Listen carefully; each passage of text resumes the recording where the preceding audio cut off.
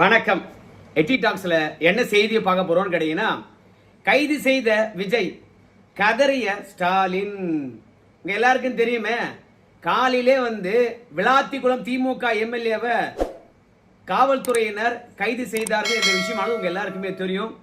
அதுக்கு தான் ஸ்டாலின் அவர்கள் கண்டனம் தெரிவித்திருக்கின்றார். திமுகவினுடைய விளாத்திக்குளம் எம்எல்ஏவை எதற்காக கைது செய்தார்கள் என்று பார்க்கும்பொழுது, முதலமைச்சருக்கு கொலை மிரட்டல் விட்டிருக்கார். 3 பிரிவின் கீழாக வழக்கு பதிவு செய்யப்பட்டிருக்கிறது. அப்படி என்னப்பா பேசினார் அப்படின்னு கேட்குறீங்களா? கோவில்பட்டியில கலைஞர் பிறந்தநாள் விழா என்று தான் நினைக்கிறேன். கூடவே வாக்கு செலுத்திய மக்களுக்கு நன்றி தெரிவிக்கின்ற கூட்டம். RS பாரதி கலந்துக்கிட்டாங்க, நம்முடைய கீதா ஜீவன் அவர்கள் கலந்துக்கிட்டாங்க. ஸோ இப்போதான் திமுக காரங்களுக்கு ஒரு வியாதி வந்துடுச்சு. விஜய் அவர்கள் ஆட்சிக்கு வந்ததை அவங்களால ஏற்றுக்கொள்ள முடியலை. ரெண்டாவது, விஜயால என்ன பண்ணிட முடியும்? நாமளாம் எவ்வளோ பெரிய ஆட்கள், நம்ம கிட்ட பணம் இருக்குது, பதவி மட்டும்தான் கிடையாது, நம்ம கிட்ட அரசியல் அனுபவம் இருக்குது.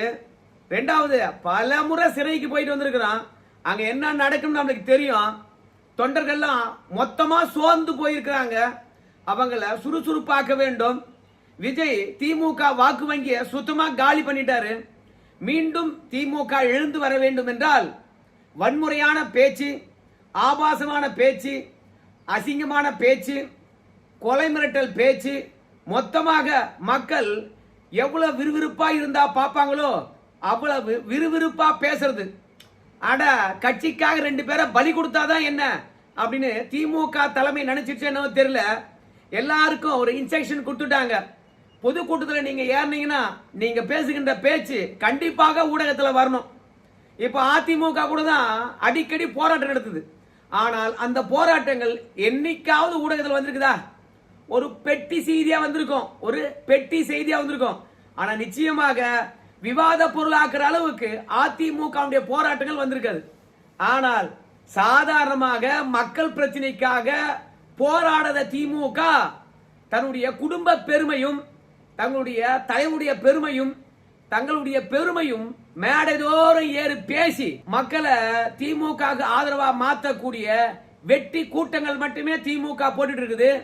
அந்த வெட்டி கூட்டங்களால தமிழக மக்களுக்கு என்ன லாபம் அவனும் கேட்டுக்கூடாது இல்ல. அதனால சர்ச்சையா பேச்சு.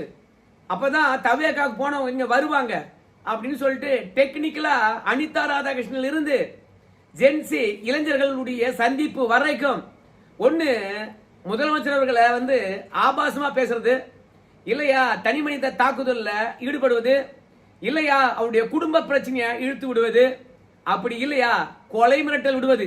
இதுதான் திமுக இன்னைக்கு தொடர்ந்து செஞ்சுக்கிட்டே இருக்குது. அனிதா ராதாகிருஷ்ணன் என்ன திமுறா பேசுறாரு, நான் ரவுடிக்கு ரவுடி அப்படிங்கிறாரு. ஆனா என்ன ஒண்ணு, அவசரப்பட்டு அனிதா ராதாகிருஷ்ணன் போன்றவங்களை கைது பண்ணிடுறாங்க. ஆதாரங்களை திரட்டணும், ஏன் கைது பண்ணும் என்பதற்கான காரணத்தை நீதிமன்றத்தில் ஆக்கப்பூர்வமா தெரிவிக்கணும். யாரு உள்ள போனாலும் சரி வெளியே வரக்கூடாது.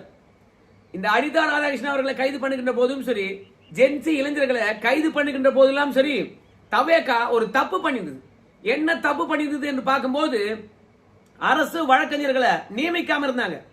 அரசு வழக்கறிஞர்களை, திறன் வாய்ந்த அரசு வழக்கறிஞர்களை, தவேகாவுக்கு ஆதரவான மனநிலை கொண்ட வழக்கறிஞர்களை நீதிமன்றத்தில் அரசுக்கு ஆதரவாக வாதாடக்கூடிய அரசு வழக்கறிஞர்களாக போட்டுருந்தான்னு வச்சுக்கலாம். அனிதா ராதாகிருஷ்ணன் உள்ள போனவர் தான். செந்தில் பாலாஜிக்கெல்லாம் ஜாமீனே கிடைச்சிருக்காது. ஏவாவேலாம் சிங்கப்பூர்ல திரும்பி வந்திருக்கவே மாட்டார். அவருடைய பாஸ்போர்ட் ஆனது முடக்கப்பட்டிருக்குல்ல, அதெல்லாம் பாத்தீங்கன்னா ரிலீவ் பண்ணி விட்டுருக்கவே மாட்டாங்க.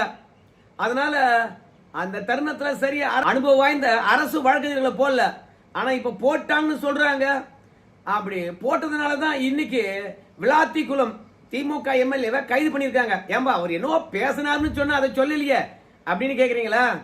உங்க எல்லாருக்கும் தெரியும், நம்ம முதல்வர் விஜய் அவர்களை பொறுத்த வரைக்கும் சட்டமன்ற கூட்டத்தொடர் முடிகின்ற தருணத்தில் ஸ்டாலின் அவர்களை பற்றியும் திமுக பற்றியும் சில வார்த்தைகள் பேசினார். பார்ட்டி பண்டை பத்தி பேசினார். அது பேசின உடனே நம்முடைய உதயநிதி ஸ்டாலின் அவர்கள் எழுந்தார். அப்படி எழுந்து என்ன கேள்வி கேட்டார்னா, ஏன்பா பார்ட்டி பண்டுங்கிற எந்த கட்சி வாங்கிச்சு அதை சொல்ல பார்க்கலாம் அப்படின்னு சொல்லிட்டு கேட்டார். அதுக்கு தவேகாவிலிருந்து பதில் வரத்துக்குள்ள அவங்களா கோஷமிட்டுக்கிட்டு அவங்களா வெளியே போயிட்டாங்க. அதுதான் கரூர்ல என்று தான் நினைக்கிறேன் விஜய் அவர்கள் மேடையில் ஏறி சொன்னாரு, பார்ட்டி பண்டி என்று ஒரு வார்த்தை தான் சொன்னேன், ஓட்டம் பிடிச்சாங்க பாருங்க. அதுக்கு தான் நம்முடைய சட்டமன்ற உறுப்பினர் ஒருத்தர் சபாநாயகர் கிட்ட வேண்டுகோள் வச்சார், சட்டமன்றத்துடைய கதவுகளை இழுத்து பூட்டுங்க, திமுக குறைகள் அதுக்கு பிறகு சொல்லுங்க, அப்பதான் ஓட்டம் எடுக்க மாட்டாங்க அப்படின்னு முதலமைச்சர் விஜய் அவர்கள் பேசினார். இந்த பேச்சுக்கு தான் தொடர்ந்து கண்டனங்கள் எழுந்து கொண்டே வருது. ஆரம்பத்தில் ஸ்டாலின் அவர்களை பற்றி நம்ம விஜய் அவர்கள் சொன்னார். என்ன சொன்னாரு? 5 நிமிஷம் தான் பேசினேன், குளத்தூர்ல கொத்து பரோட்டா போட்டாங்க அப்படின்னார். சட்டமன்றத்தில் அந்த மாதிரியான செய்தியை செஞ்சு காட்டினார். அது பெரிய பிரச்சனையாச்சு, விமர்சனத்துக்கு உள்ளாச்சு. அதெல்லாம் பேசி விமர்சனம் வச்சு அடங்கி போன பிறகு இப்போ மார்க்கண்டேயன் பாத்தீங்கன்னா நம்ம விஜய் அவர்கள் பேசினதுக்கு கண்டனத்தை தெரிவிக்கின்றாராம். விஜய் என்ன சொன்னாரு? மீண்டும் ஒரு முறை உங்களுக்கு ஞாபகப்படுத்துறேன். கதவுகளை இழுத்து பூட்டி விட்டு பார்ட்டி பண்டை பத்தி பேசுவோம், அப்பதான் திமுக உட்கார்ந்து கேட்பான் அப்படின்னு. அதுக்கு தான் மார்க்கண்டேயன் சொல்றாரு, கதவை நீ இழுத்து மூடுவாயா, உன்னுடைய எலும்புகளை உடைச்சு விடுவோம். யாருன்னு பார்த்த? மானங்கட்ட மாநிலத்தினுடைய முதல்வரே, மரியாதையா பேசு. நீ கரூர்ல 41 பேரை கொன்று விட்டு ஓட்டம் பிடிச்சவானி அப்படின்னு சொல்லிட்டு வாய்க்கு வந்த மாதிரி பேசினாரு. இது அப்பட்டமான கொலை மிரட்டல் இல்லையா? அதனால தான் காவல்துறையை பொறுத்த வரைக்கும் இவர் மேல 3 பிரிவுகளின் கீழாக வழக்க பதிவு செய்து காலையில 6 மணிக்கெல்லாம் கைது செய்ய போயிட்டாங்க. ஆனா கைது செய்த பிறகு இந்த மார்க்கண்டேயன் எம்எல்ஏ அவர்கள் என்ன கேட்டார் தெரியுமா? ஏன்பா காலைல 6 மணிக்கு வந்துட்டீங்க, இன்ஸ்பெக்டர் எல்லாரும் வந்துட்டீங்க, நல்ல விஷயம்தான். ஆனால் நான் ஒரு மக்கள் பிரதிநிதி, சபாநாயகருடைய அனுமதி பெற்று வந்திருக்கின்றீர்களா? என்னை கைது பண்ணணும்னா சபாநாயகர் அனுமதி அளிக்கணுமா இல்லையா? அனுமதி கொடுத்திருக்கின்றாரா அப்படின்னு சொல்லிவிட்டு மார்க்கண்டேயன் அவர்கள் கேட்கிறார். சபாநாயகருடைய அனுமதி கடிதம் வர்ற வரைக்கும் நான் ஆபீஸ்ல தான் உட்கார்ந்துருப்பேன். உடனே கட்சிக்காரங்களாம் ரவுண்டு பண்ணுங்கப்பா, ப்ரொடெக்ஷன் கொடுப்பா, என்னை யாரும் கைது பண்ணக்கூடாதுப்பா அப்படின்னு சொல்லிவிட்டு இந்த விளாத்திக்குளம் எம்எல்ஏ அவர்கள் தொண்டர்களை அவரை பாதுகாக்க சொல்றார். ஆனா என்ன நடந்தது தெரியுமா? மீடியா எல்லாம் வந்தாச்சு, நம்மளை கைது பண்றத எல்லாரும் வீடியோகிராபிக் பண்றாங்க, டிவில நேரலை போகுது, எப்படி எல்லாம் சீன் போட முடியுமோ அப்படிலாம் சீன் போடுறாரு. அதாவது காவல்துறை அதிகாரிகள் கைது செய்வதற்கான அந்த நோட்டீஸை கொடுக்குறாங்க, வாங்கி படிக்கிறாரு, எஃப்ஐஆரை படிக்கிறாரு. இவர் உட்காந்து படிப்பாரா? காவல்துறையினர் குஞ்சு அவர்கிட்ட என்னங்க சார், என்னங்க ஐயா அப்படின்னு கேட்டுக்கிட்டே இருப்பாங்களாம். இதனுடைய விளைவு என்ன தெரியுமா? கண்டிப்பா சிறைக்கு போனார்னா அவர் வெளியே வரமாட்டார், நல்லா உறுதியா தெரியுது. காவல்துறையை பொறுத்த வரைக்கும் பொறுமையா அதுக்கு தான் அவர் கேட்கிற கேள்விக்கெல்லாம் பதிலளிக்கிறாங்க. கடைசியில எல்லா கேள்விகளுக்கும் காவல்துறையை பதிலளித்து விட்ட பிறகு விளாத்திக்குளம் எம்எல்ஏவை கைது பண்ணி வெளியே கொண்டு வராங்க. இரண்டாவது விளாத்திக்குளம் எம்எல்ஏ அவர்கள் சொன்னாரு, சபாநாயகர் அவருடைய அனுமதி கடிதம் இல்லை என்றால் அவ்வளவுதான், என்னை கைது பண்ண முடியாதுன்னாரு. கட்சி தொண்டர்கள் அத்தனை பேரும் எனக்கு ப்ரொடெக்ஷன் கொடுக்கணும் அப்படின்னாரு. குவிந்து விட்டு இருப்பார்களோ அப்படின்னு நானும் நினைச்சேன். அப்புறம் தான் தெரியுது, போலீஸ் வாகனத்துக்கு முன்பாக ஒரு 4 பேர் கூட கிடையாது. அவர் வெளியே ஜாலியா சிரிச்சுக்கிட்டே வராரு, நீங்க பாருங்க. அப்படி வருகின்ற பொழுது அவருக்கு பின்னாடி என்னடா இது எம்எல்ஏவை கைது பண்றாங்களே, என்ன பண்றதுன்னு தெரியாம தான் ஒரு 4 பேர் பின்னாடி சுத்தி வந்துகிட்டே இருக்கிறாங்க. கடைசியில சரி எம்எல்ஏவை கைது பண்றாங்க, அந்த ஆளுக்கு விசுவாசமா இருக்கணும்னு காட்டணும். ஏன்னா அந்த ஆளு பல முறை சரக்கு வாங்கி கொடுத்துருப்பான், அதுக்காவது காட்டணும்ல. காருக்கு முன்னாடி உட்காந்து, அதாவது போலீஸ்காரங்க ஜீப்புக்கு முன்னாடி உட்காந்து தவேக்கா காவல்துறை ஒழிக, விஜயனுடைய கைகூலியா இருக்கக்கூடிய காவல்துறை ஒழிக அப்படின்னு ஒரு 10 பேர் கோஷம் போட்டுட்டு 30 செகண்டுக்குள்ள எல்லாருமே கலைஞ்சு போயிடுறாங்க. நான் கூட பெரிய போராட்டமா வெடிக்கும் என்று பார்த்தேன். ஆனா கைது செய்கின்ற போது யாரும் ஆதரவாளர்கள் இல்ல, தொண்டர்கள் இல்ல அப்படின்னு தெரிஞ்சு போச்சு பழகுது.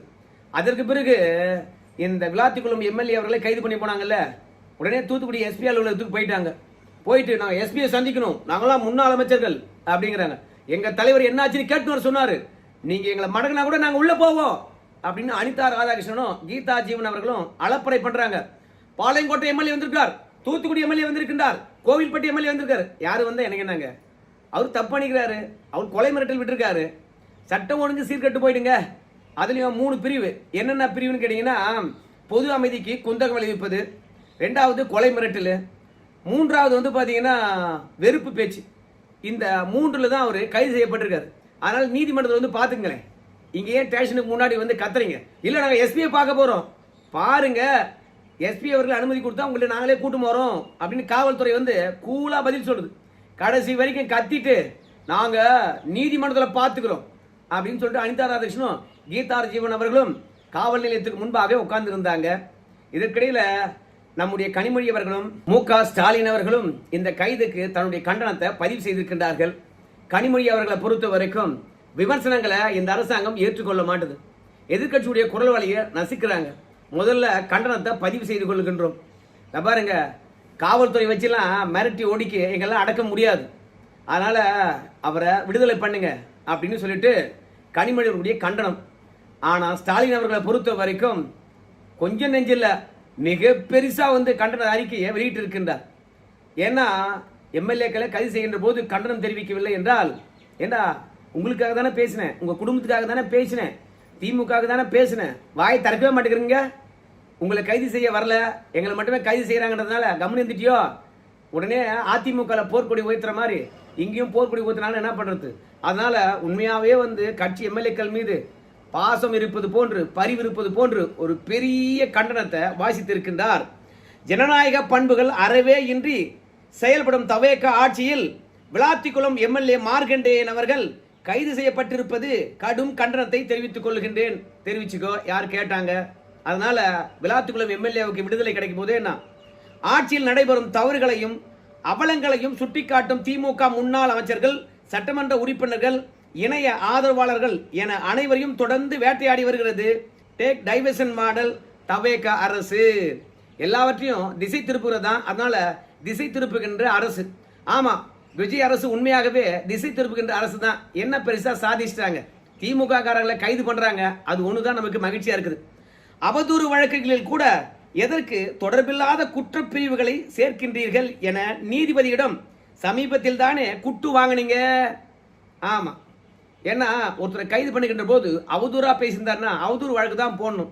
இவங்க கிரிமினல் வழக்கு போட்டு அப்படியே சிறையில் அடைக்க பாக்குறாங்க. அதான் நீதிபதியே கேட்டாரு, ஏங்க இதுக்கெல்லாம் வந்து அவதூறு வழக்கு போடுங்க, நீதிமன்றத்தில் வந்து பதில் சொல்லட்டும் அப்படின்னு சொன்னாங்க. அதை தான் சுட்டி காட்டுறாரு. அவருக்கான மருந்துகளை வழங்க சென்றவர்களும் தடுக்கப்பட்டுள்ளனர். கைது செய்யப்பட்டவரின் அடிப்படை சட்ட உரிமைகளையும் மனித உரிமைகளையும் கூட மறுக்கப்பட்டுள்ளன. அந்தால் என்னையா பேசும்போது பார்த்தா நல்லா பலமான ஆளாகிறான்.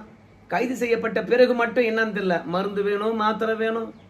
அதுலயும் அனிதா ராதாகிருஷ்ணன், கீதா ஜீவன் அவர்கள் என்ன சொல்றாங்க கேட்டீங்கன்னா, ஐயோ ஏற்கனவே இந்த ஆட்சியில நிறைய கஸ்டடி மரணங்கள்லாம் நிகழுது, எங்க எம்எல்ஏவை அடிச்சே கொண்டுட்டீங்கன்னா நாங்க என்ன பண்றது, அவரை பாக்குறதுக்கு விடுங்க அப்படின்னு கதறானுங்கப்பா. இந்தியாவிலே அதிக கஸ்டடி மரணங்கள் எந்த ஆட்சியில் நடந்தது தெரியுமா? திமுக ஆட்சியில் தான் நடந்தது. அதே மாதிரி சமூக வலைதளத்தில் கருத்து போட்டா அதிகமான பேரை கைது பண்ணதும் திமுக ஆட்சியில் தான். இந்த மாதிரி பேசாவே போதும் உடனடியாக குண்டர் சட்டம் பாய்ந்திருக்கும். இவனுங்கெல்லாம் வந்து திடீர்னு விமர்சனங்களை எதிர்கொள்ள முடியல, அதனால கைது பண்றாங்க, மிரட்டுறாங்க, உருட்டுறாங்கன்றானுங்க. சரி, அதுக்கப்புறம் ஸ்டாலின் அவர்கள் என்ன சொல்லியிருக்காரு பார்க்கலாமா? தமிழ்நாட்டில் நடைபெறுவது சட்டத்தின் ஆட்சியா இல்ல சாத்தானின் ஆட்சியா? இந்த கேள்வியெல்லாம் எதுக்குன்னே தெரியல. நீ யோகிய சிகாமணியா என்ற கேள்வி மட்டும்தான் நமக்குள்ள எழுது. மைதானத்தில் மாத்திரையை அரைத்த அமைச்சர் மீதும் சொந்த கட்சி பெண் உறுப்பினரின் கூட்டு பாலியல் வன்கொடுமைக்குமே நடவடிக்கை எடுக்க வக்கற்ற தவேக அரசு அரசியல் விமர்சனங்களுக்கு மட்டும் அலறி துடித்து கைது செய்வது ஏன்? உண்மையாகவே அவங்களுடைய அமைச்சர்கள் எல்லாம் கைது செய்திருக்கணும். அவங்க சட்டமன்ற உறுப்பினர்கள் எல்லாம் கண்டிப்பா கைது செய்திருக்க வேண்டும். என்ன பண்றது, பெரும்பான்மை கிடையாது. அவங்க எம்எல்ஏ அவங்களுடைய அமைச்சர் மீது கை வச்சா வேற கட்சிக்கு தாவிடுவாங்க. சும்மா மிரட்ட மட்டும் தான் செய்வாரு நம்ம விஜய் அவர்கள். அதெல்லாம் எதிர்பார்க்க கூடாது. நீங்க என்ன உங்க எம்எல்ஏக்கள் கொள்ளடிக்கின்ற போதும், இந்த மாதிரி கூட்டு பாலியல் வன்புணர்வு ஆட்களை காப்பாற்றுகின்ற போதும், கள்ளச்சாராயம் வித்த கண்ணுக்குட்டி அவர்களை வந்து கைது செய்கின்ற பொழுதும், அவர் ஜாமீன்ல வருகின்ற போதும் உங்க எம்எல்ஏக்களும் அமைச்சர்களும் காப்பாத்தினாங்களே, அப்போதெல்லாம் நீங்க என்ன எதிர்ப்பு தெரிவிச்சீங்களா? என்னடா கள்ளச்சாராயம் வித்து கிட்டத்தட்ட 72 பேர் உயிரிழந்துட்டான், அவனெல்லாம் காப்பாற்ற முயற்சி பண்றீங்களா கேள்வி கேட்டீங்களா? யோகிய சிகாமணி மாதிரி பேசுறது திமுக காரங்க. ஆனா விஜய் இந்த விளாத்திக்குளம் எம்எல்ஏ மார்கண்டேயனை வெளியே விடவே கூடாது. அந்தால் பப்ளிக்கா கொலை மிரட்டல் விடுறான். இன்னைக்கு விஜய் அவர்களுக்கே கொலை மிரட்டல் விடுறான்னா சாமானிய மக்கள் கிட்ட அவன் எப்படி நடந்துவான்னு பாருங்க. அதனால அந்தால் வெளியவே விடக்கூடாது. ஆட்சியாளர்களின் சட்டத்துக்கு புறம்பான உத்தரவுகளை எல்லாம் நிறைவேற்றி அவர்களின் மனதை குளிர்விப்பதே காவல்துறையினுடைய பணி அல்ல. சட்டப்படியும் மனச்சாட்சி படியும் செயல்படுங்கள், இல்லாவிட்டால் தேர் வில் பி கான்சிக்வன்சி அப்படிங்கிறார். அப்படின்னு என்ன அர்த்தம் கேட்டீங்கன்னா, இதற்கான பின் விளைவுகள் பயங்கரமா இருக்கும். இதற்கு நீங்க பதில் சொல்லி ஆகணும் அப்படின்னு மிரட்டல் விட்டுருக்காரு நம்ம ஸ்டாலின். ஓவரா கதறி இருக்கிறாரு. இந்த கைதுக்கு நீதிமன்றம் என்ன சொல்லுதுன்னு சொல்லிட்டு பொறுத்து பார்ப்போம். நாவடக்கம் கிடையாது, கண்டபடி பேசிட வேண்டியது. உடனே அறிவாலயத்தினுடைய வாட்ச்மேனா இருக்கக்கூடிய RS பாரதி வந்து பேட்டியளித்து விட்டார். எம்ஜிஆர் காலத்தில் எப்படி தெரியுமா, ஜெயலலிதா காலத்தில் எப்படி தெரியுமா, காங்கிரஸ் காலத்தில் எப்படி தெரியுமா, நாங்க மிசாவையே பார்த்தோம் தெரியுமா, எல்லாம் பார்த்தீங்க. அப்போட உங்களுக்கு எல்லாம் அனுபவமும் அறிவும் வராத. 100 முறை கைது செய்தா கூட கண்ணியமா பேச மாட்டீங்களா? அரசியல் அனுபவம் இல்லாதவங்களா? பல கூட்டங்கள் பேசணவங்க தானே, மரியாதை பேச மாட்டீங்களா? ஜெயலலிதா எப்பேற்பட்ட இரும்பு பெண்மணி, அந்த அம்மா எங்களை கைது பண்ணவே இல்லை. என் மீது 16 கேஸ் போச்சு, ஸ்டாலின் மீது 100 கேஸ் போச்சு, அதெல்லாம் கை வைக்கவே இல்லை. அவதூறு வழக்கு மட்டும் தான் போட்டாங்க. இவருக்கு என்ன அரசியல் தெரியும்? இவருக்கு யாராவது கூட இருந்து சொல்லியிருக்கணும், இதெல்லாம் அவதூறு வழக்கு தான் போடணும், கிரிமினல் வழக்கு போடக்கூடாது, சிறையில் அடைக்கக்கூடாது சொல்லியிருக்கணும். சொல்ல மாட்டாங்க. இப்படிலாம் நீங்க வந்து அடக்கணும்னு வச்சுக்கலாம், அப்புறம் வேற மாதிரி ஆயிடும். ஏன்னா எந்த சமூக வலைதளத்தின் மூலமாக ஆட்சிக்கு வந்தீங்களோ அந்த சமூக வலைதளத்தை பயன்படுத்தி உங்களுக்கு வேட்டு வச்சிரும். இன்னைக்கு தான் மக்களை வந்து நாங்க காப்பாற்றிருக்கோம். எங்கிருந்து காப்பாற்றிருக்காங்களாம்? அதாவது தேன் நிரம்பிய கோப்பையில வண்டு விழுந்த மாதிரி மக்கள் திரை கவர்ச்சியில விழுந்துட்டாங்களாம். அவங்கள இப்பதான் திமுக காப்பாத்திருக்குதான், இப்பதான் தெளிஞ்சுக்கிட்டு வராங்களாம். அந்த தெளிவு ஏற்பட்ட பிறகு இந்த விஜய ஓட ஓட விரட்டும் அதே மக்களை வச்சு அப்படின்னு RS பாரதி அவர்கள் சொல்றாரு.